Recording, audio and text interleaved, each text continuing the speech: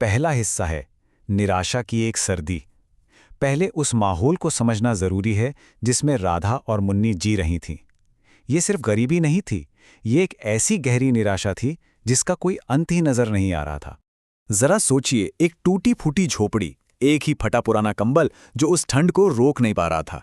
घर में खाने का एक दाना तक नहीं। 3 दिन, पूरे 3 दिन हो गए थे, कोई काम नहीं मिला था। और छोटी सी मुन्नी भूख से बिल्कुल बेहाल थी। राधा के पास उसे देने के लिए दिलासे के सिवा और कुछ भी नहीं था। अब आता है कहानी का दूसरा हिस्सा, उम्मीद का एक स्वाद। कहते हैं ना, जब अंधेरा सबसे ज्यादा गहरा होता है तभी उम्मीद की कोई किरण दिखाई देती है। राधा की जिंदगी में भी ये किरण एक अजनबी के रूप में आई। सोचिए, वो इंसान जिसके अपने घर में खाने को नहीं है, वो एक अनजान मुसाफिर को पनाह देती है। राधा का ये छोटा सा दया भरा कदम अनजाने में ही सही उसकी किस्मत का दरवाजा खोलने वाला था। उस रात अमन नाम के उस मुसाफिर ने अपने साथ लाया हुआ खाना राधा और मुन्नी के साथ बांटा, और वो थे मोमोज।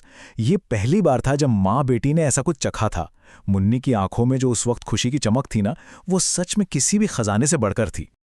अमन ने बातों बातों में ये भी बताया कि ये मोमोज शहर में कितने पसंद किए जाते हैं और इन्हें बनाना कितना आसान है। उसने तो बस यूं ही बता दिया, पर अनजाने में ही राधा के दिमाग में एक विचार का बीज बो दिया। और अब कहानी का तीसरा भाग, मोमोज की पहली टोकरी। तो चलिए देखते हैं कि ये विचार हकीकत में कैसे बदला। राधा के पास एक आइडिया तो आ गया था, लेकिन उसे सच करने के लिए साधन कहाँ से आते। लेकिन इस बार राधा ने हार नहीं मानी। पैसे नहीं थे तो उसने हिम्मत करके गुप्ता जी की दुकान से उधार मांगा। बनाने का कोई अनुभव नहीं था, पर उसके पास मजबूत इरादा था।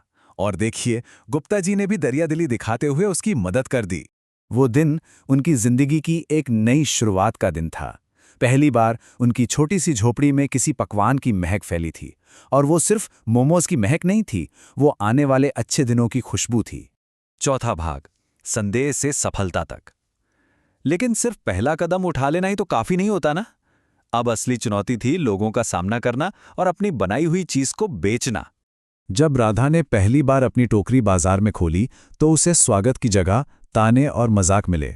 लोगों ने सीधे सीधे मुंह पर कह दिया, अरे हमारे गांव में ये शहर वाला खाना कौन खाएगा। एक पल के लिए तो राधा की सारी हिम्मत जैसे टूट ही गई। और फिर वो हुआ जिसकी किसी को उम्मीद नहीं थी। जब राधा लगभग हार मान चुकी थी, तभी स्कूल से लौट रहे कुछ बच्चों ने उत्सुकता में मोमोज चखने का फैसला किया। उन्होंने एक प्लेट ली, फिर दूसरी, और उनकी आंखों की चमक ने बता दिया कि राधा का काम चल निकला है। ये सिर्फ 20 रुपए नहीं थे, ये राधा की पहली कमाई थी। ये इस बात का सबूत था कि उसकी मेहनत बेकार नहीं गई। ये रकम उसके लिए किसी अनमोल खजाने से कम नहीं थी। और अब 5वां भाग, एक नई जिंदगी। उस छोटी सी कमाई ने एक ऐसे सफर की शुरुआत की जिसने राधा की पूरी जिंदगी ही बदल दी।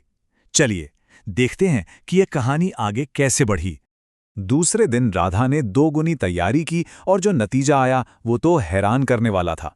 जो लोग कल उसका मजाक उड़ा रहे थे, वो भी आज ग्राहक बनकर लाइन में खड़े थे। उसकी दोनों टोकरियां कुछ ही देर में खाली हो गईं और उसने पूरे 300 रुपए कमाए। कमाई हाथ में आते ही राधा ने सबसे पहला काम किया गुप्ता जी का उधार चुकाने का। उसकी इस ईमानदारी ने एक भरोसे का रिश्ता बनाया जो उसके काम के लिए आगे चलकर बहुत जरूरी साबित हुआ। उसकी तरक्की बहुत तेज थी।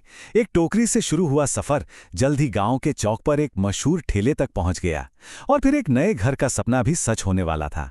राधा यहीं नहीं रुकी, उसने पनीर और तंदूरी मोमोज जैसी नई किस्में भी बनाना शुरू कर दिया। इससे तो आसपास के गांवों से भी लोग उसके ठेले पर आने लगे।